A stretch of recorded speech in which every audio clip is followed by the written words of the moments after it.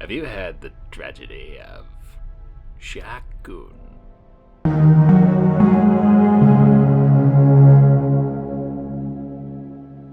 Sha Koon was a Force-sensitive female Keldor born on Doran.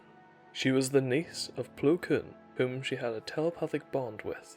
Master Plo brought her to the Jedi Temple on Coruscant, where she would train under the Ithorian Jedi Master Saldith. Koon excelled in her early years, rising to knighthood. She was one of the Jedi Knights responsible for helping to bring an end to the Stark Hyperspace War in 44 BBY. Koon would be given an apprentice herself, a Corellian-born Jedi called Baeliss Arkin. Baeliss had a touch of telepathic ability which made sense to Sha as to the fit between them.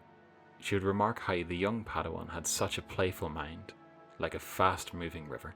Koon would later serve in the Clone Wars alongside her apprentice. During the conflict, she would lose her apprentice and her entire troop in the Battle of Giju, in what she remarked as a stupid, useless battle in an increasingly violent and pointless war. Seeing the futility of battle and becoming disillusioned with it, and her role in continuing the violence, she would spend her recuperation in her favourite meditation garden in the Jedi Temple, and would take a stance of refusing to return to war.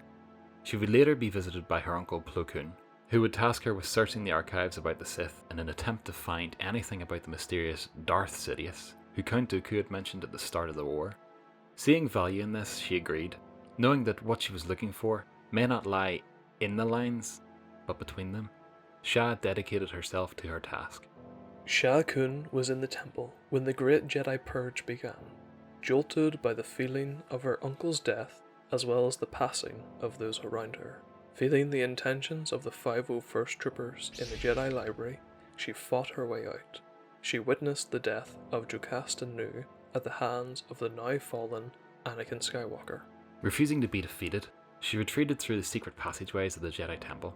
She then spends a long time in the underbelly of the temple, struggling with her identity, her failure to identify Darth Sidious before it was too late, and her next moves. Sha then contacts Darth Sidious himself, requesting to become his apprentice, admitting that the dark side is more powerful and how the destruction of the Jedi has shown her that. She then admits to knowing about the rule of two of the Baonite line, and while Darth Sidious has an apprentice, if she kills him, she would take his place. To this, Sidious agrees and sends Darth Vader to her. Sha then confronts Vader in the underbelly, first sending a group of dominated Chthons to attack and distract him, before blindsiding Vader with an electric net. All this only holds off Vader momentarily. The Dark Lord unveils her true plan, as Sha's thoughts betray her. She wants to kill Vader and feign as Palpatine's apprentice, later killing him when he least expects it. A plan which was as obvious and as weak as her, as Vader said. Sha put up the fight of her life against Vader, but she was no match for the Sith Lord.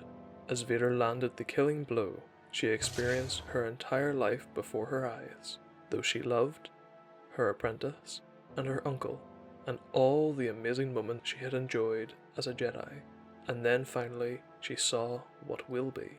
Sha sees Luke, Han, Leia, Chewbacca, 3PO, R2 and Obi-Wan.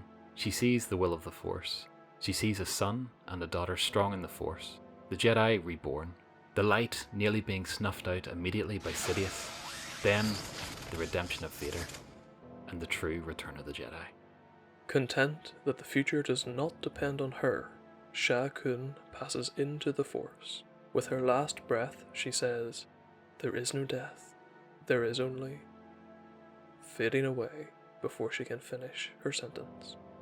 That's about all we got time for today. Be sure to like, share and subscribe, and check out some of their other videos at the end of this one. Bye. Bye.